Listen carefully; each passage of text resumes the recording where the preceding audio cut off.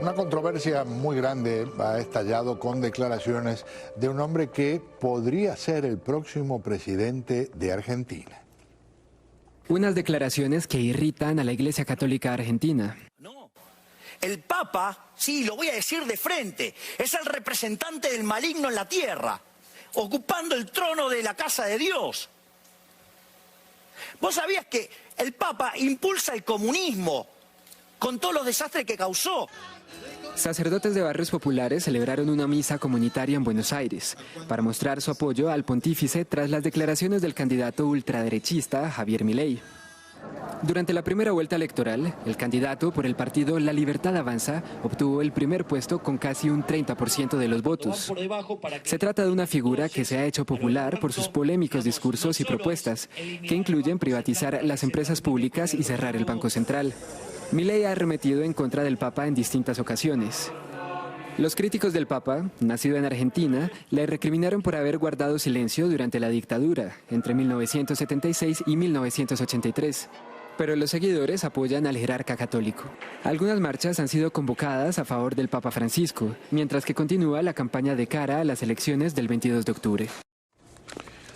Mil gracias le digo a nuestra colega y conductora de la señal La Nación Más en Buenos Aires, Agustina Girón. Agustina, bienvenida.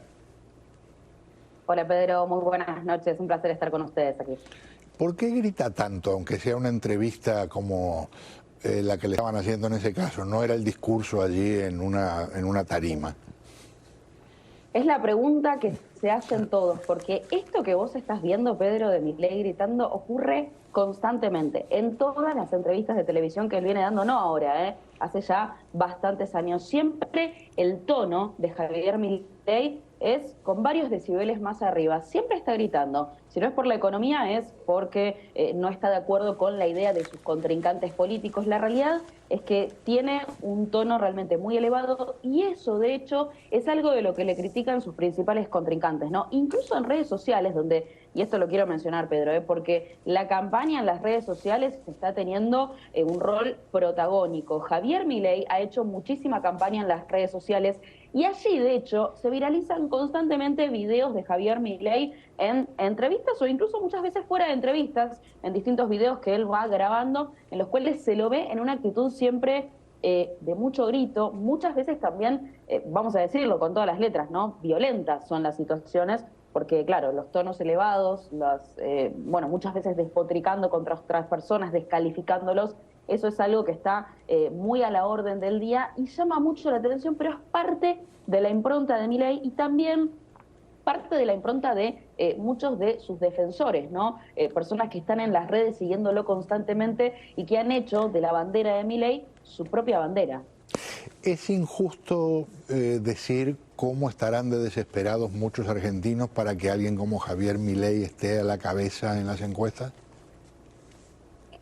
No sé si es injusto, pero sí es bastante comprensible. A ver, yo creo que la victoria, la contundente victoria de Javier Milei en las PASO habla realmente de que hay un grado de desesperación, sí, hay un grado de desesperación, pero también, y esto es muy importante decirlo, hay un grado de incredulidad y ya descreimiento por la clase política. Y creo que Javier Milei lo que mejor logró hacer es analizar bien el diagnóstico que tenía la gente y tomarlo como propio para hacer campaña con eso.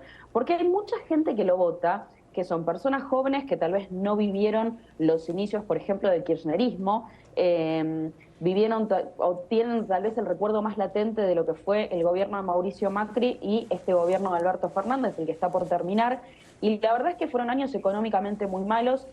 Y el recuerdo que tienen es de una economía y una política que no les dio lo que ellos pretendían. Hoy en la Argentina, para un joven es muy difícil llegar a fin de mes. Pensar en tener una casa propia es imposible, Pedro. Y hasta alquilar es realmente muy, pero muy difícil. Con lo cual, no es injusto, pero bueno, hay que entender que hay un contexto que es realmente muy, muy complicado. Y Javier Milei fue muy hábil en saber leer eso y tomarlo como propio, a pesar de que eso pueda llegar a significar que la Argentina dé un vuelco importantísimo y que dejemos de conocerla tal como la conocemos hoy.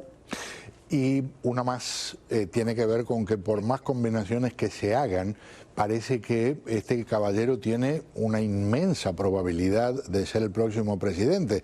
Si queda segundo el candidato del gobierno, sería, me parece, aplastante la segunda vuelta.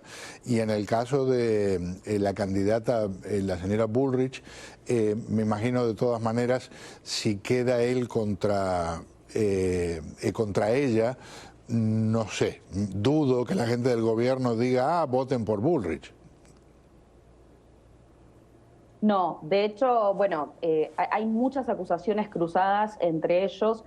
Por ejemplo, hay quienes dicen que Massa está trabajando con Bullrich, otros dicen no, Milei está trabajando con Massa. Bueno, hay muchísimas acusaciones cruzadas porque, claro, en este momento en realidad son Bullrich y Massa contra Milei, ¿no? Porque finalmente son ellos los que se terminaron sorprendiendo con este resultado.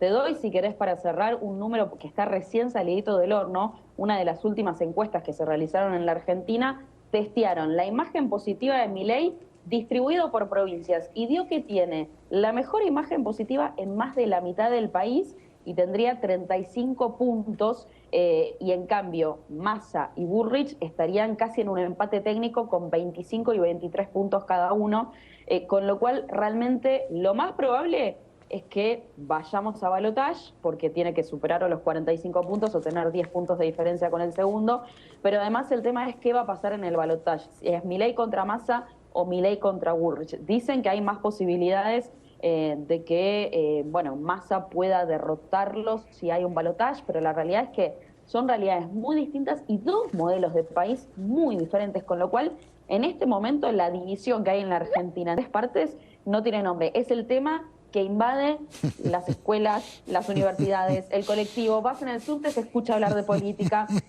Te juntás a comer con amigos, política. Ya como que no podemos pensar en otra cosa. Es increíble. Mil gracias por acompañarme. Un placer conversar contigo.